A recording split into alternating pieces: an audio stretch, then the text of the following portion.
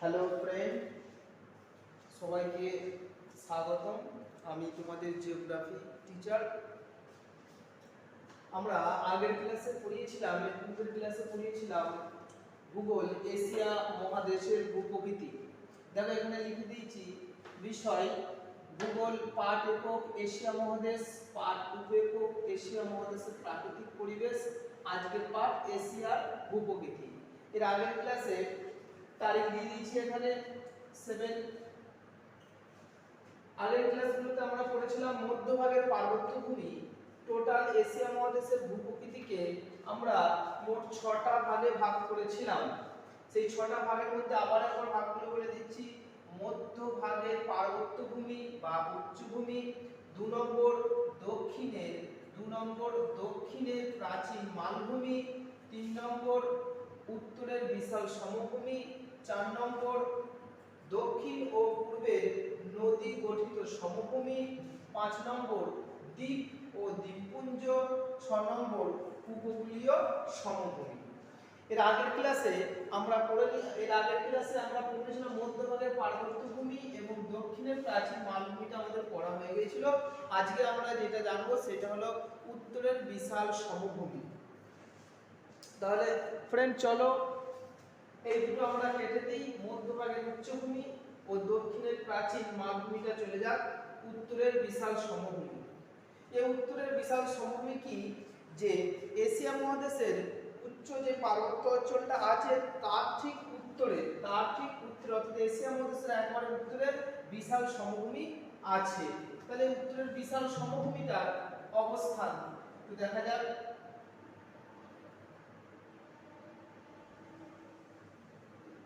অবস্থান, উত্তরের বিশাল সমভূমির অবস্থান কোথায় হবে?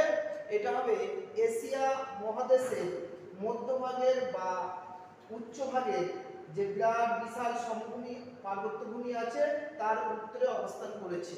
অর্থাৎ মধ্যভাগের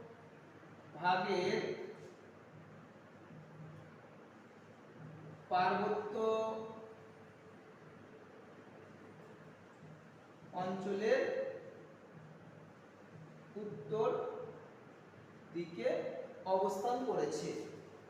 এরপর এই উত্তরের বিশাল সমভূমি অঞ্চলটি সম্পর্কে আমরা জানবো আরো। এই উত্তরের বিশাল সমভূমিটি হলো পৃথিবীর বৃহত্তম সমভূমি। এটি হলো পৃথিবীর বৃহত্তম সমভূমি। বৃহত্তম সমভূমির নাম কি? যে এশিয়া মহাদেশের উত্তরে যে বিশাল সমভূমিটি আছে, যেটা পার্টিকুলার পরে তোমরা শুনবে সাইবেরিয়ান সমভূমি আছে, সেই সমভূমিটা অবস্থান করেছে। তারপরে আমরা পড়ব বিস্তার বা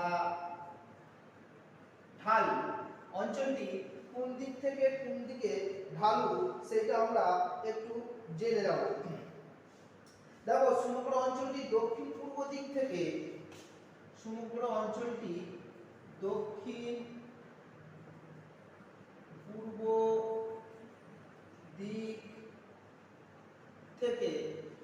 অঞ্চলটি লিখে নাও তোমার খাতায়। সমগ্র অঞ্চলটি দক্ষিণ পূর্ব দিকে উত্তর পশ্চিম দিকে ঢালু। উত্তর পশ্চিম দিকে ঢালু। তাহলে উত্তরের বিশাল সমভূমিটি যদি কোশ্চেন আসে উত্তরের বিশাল সমভূমিটি কোন দিক থেকে কোন দিকে ঢালু, তাহলে তোমাদের বলতে হবে উত্তরের বিশাল সমভূমিটি দক্ষিণ পূর্ব দিক থেকে উত্তর পশ্চিম দিক থেকে ঢালু। নেক্সট আমরা উত্তরের বিশাল সমভূমিটাকে শ্রেণী বিভাগ করব। কয় ভাগে ভাগ করা যায়? শ্রেণী বিভাগ।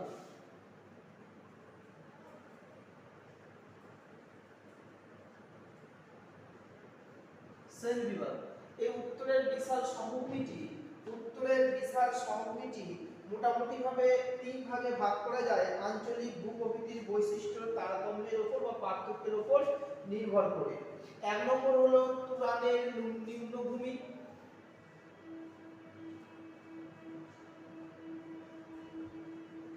তুরানের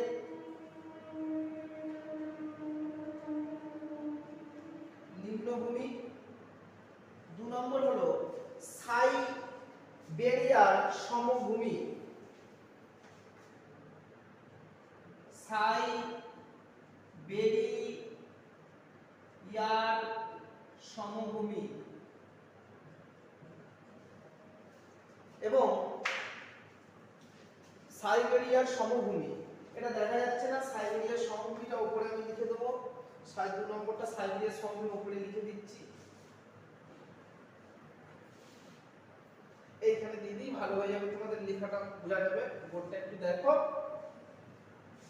দেখো উত্তরের বিশাল সমভূমিকে 3 ভাগে ভাগ করছি। 1 তুরানের নিম্নভূমি,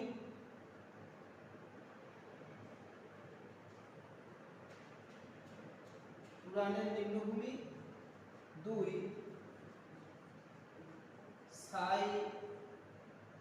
সাইবেরিয়ার সমভূমি। 1 নম্বর তুরানের নিম্নভূমি, 2 নম্বর সাইবেরিয়ার সমভূমি ও 3 নম্বর পূর্বের উচ্চভূমি বা সিলভূমি। পূর্বের উচ্চভূমি বা সিলভূমি তাহলে এটা চলে গেল 1 নম্বর, 2 নম্বর, 3 নম্বর। তাহলে উত্তরের বিশাল সমভূমিকে কয় ভাগে ভাগ করা গেল? তুরানের নিম্নভূমি 1 নম্বর, 2 নম্বর সাইবেরিয়ার সমভূমি ও 3 নম্বর পূর্বের উচ্চভূমি বা সিলভূমি। এরপর উত্তরের বিশাল এই সমভূমি সম্পর্কে আমরা আস্তে আস্তে জানবো। 1 নম্বরটা জানবো তুরানের নিম্নভূমি সম্পর্কে জানবো। তাহলে যদি কোশ্চেন আসে যে এশিয়া মহাদেশের উত্তরের বিশাল সমভূমি অঞ্চলটিকে কয় ভাগে ভাগ করা যায়, যদি কোশ্চেন আসে 2 নম্বরে, তোমরা বলবে 3 ভাগে ভাগ করা যায়। তুরানের নিম্নভূমি, সাইবেরিয়ার সমভূমি, পূর্বের উচ্চভূমি বা সিল সমভূমি। এরপর তুরানের নিম্নভূমি সম্পর্কে আমরা জানব। তুরানের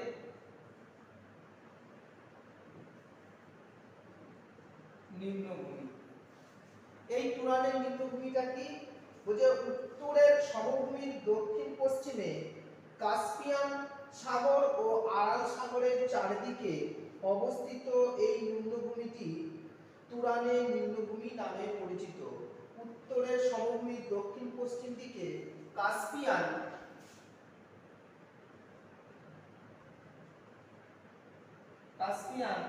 ও আরাল সাগরের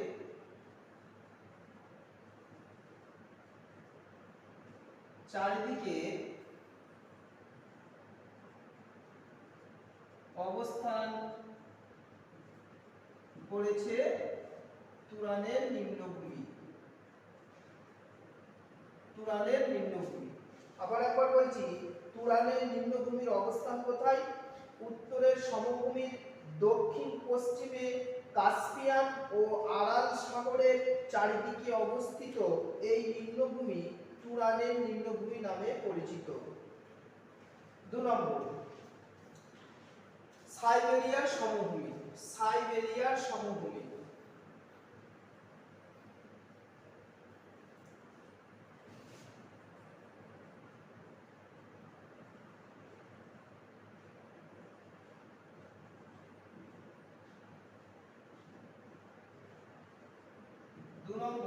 সাইবেরিয়ার সমভূমি।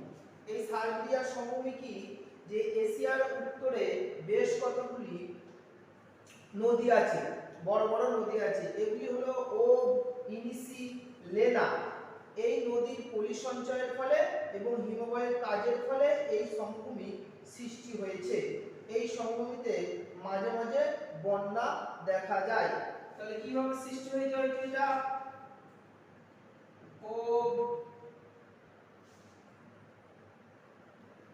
ওব, ইনিসি, লেনা প্রভৃতি নদীর পলির সঞ্চয় ও হিমবাহের কাজের ফলে হিমবাহের কাজের ফলে সৃষ্টি হয়েছে। আবার একবার বলছি যে সাইবেরিয়ার সমভূমি কি? এশিয়ার উত্তরে ও ইনিসি লেনা প্রভৃতি নদীর পলি সঞ্চয়ে এবং হিমবাহের কাজের ফলে এই সমভূমির সৃষ্টি হয়েছে। এই সাইবেরিয়ার সমভূমি সম্পর্কে আরো বলছি, সাইবেরিয়ার সমভূমিতে মাঝে মাঝে বন্যা দেখা যায়। কি জন্য দেখা যায়? ও ইনিসি লেনা এই সমস্ত নদীগুলো বরফ গলা জলে পুষ্ট। এগুলো বরফ গলা জলে পুষ্ট, তার সাথে যদি আবার বৃষ্টির জল হয় তখন কি হয়? সাইবেরিয়ার সমভূমিতে খুব বন্যা হয়। আর একটা জিনিস মনে রাখতে হবে ফ্রেন্ড, যে সাইবেরিয়ার সমভূমি কি? এই সাইবেরিয়ার সমভূমিটা অবস্থান করেছে রাশিয়াতে। আর এই সাইবেরিয়ার সমভূমিটি হলো পৃথিবীর বৃহত্তম সমভূমি। অনেক সময় কোশ্চেন আসে পৃথিবীর বৃহত্তম সমভূমিটির নাম কি? তুরাগের সমভূমি, সাইবেরিয়ার সমভূমি না পূর্বের উচ্চভূমি? তাহলে মনে রাখতে হবে যে পৃথিবীর বৃহত্তম সমভূমিটির নাম হচ্ছে সাইবেরিয়ার সমভূমি। কোথায় অবস্থান করেছে? রাশিয়ায় অবস্থান করেছে। পরে এটা আমরা লিখিয়ে দেবো, প্রশ্ন উত্তর করবে, লিখিয়ে দেবো যে কিভাবে হয়। কোশ্চেনটা লিখে দাও, পৃথিবীর বৃহত্তম সমভূমি হলো সাইবেরিয়ার সমভূমি। সাইবেরিয়ার সমভূমি। এবার 3 নম্বরটা আমরা করব পূর্বের উচ্চভূমি বা সিলভূমি। 3 নম্বর আমরা আসবো পূর্বের উচ্চভূমি বা সিল সমভূমি।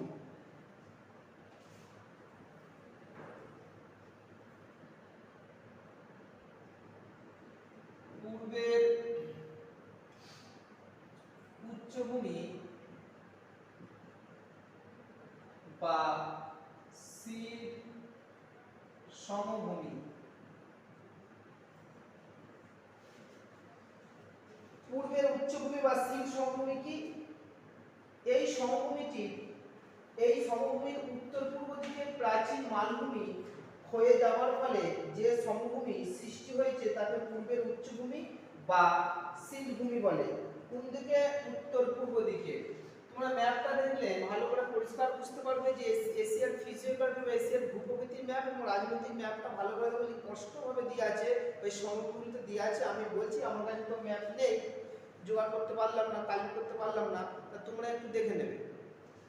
যাই হোক, এশিয়া মহাদেশের উত্তরের যে বিশাল সমভূমি আছে সেই সমভূমিটির উত্তর পূর্ব দিকে বৃহৎ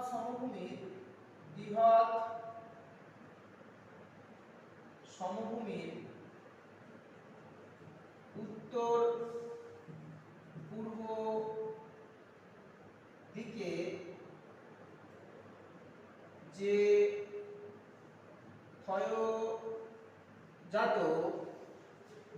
ক্ষয়জাত প্রাচীন মালভূমি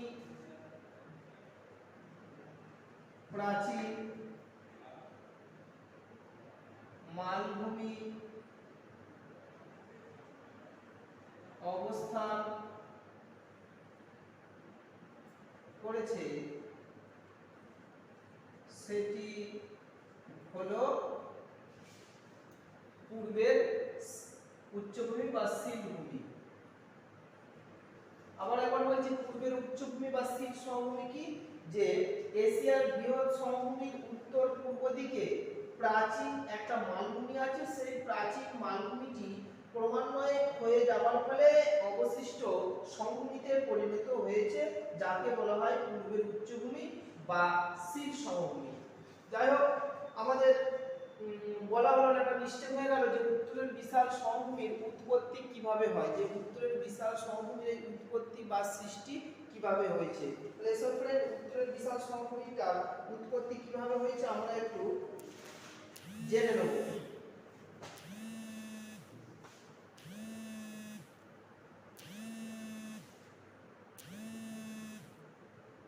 উত্তরের বিশাল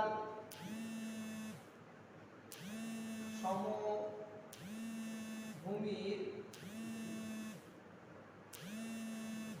উৎপত্তি। এই উত্তরের বিশাল সমভূমিটা কিভাবে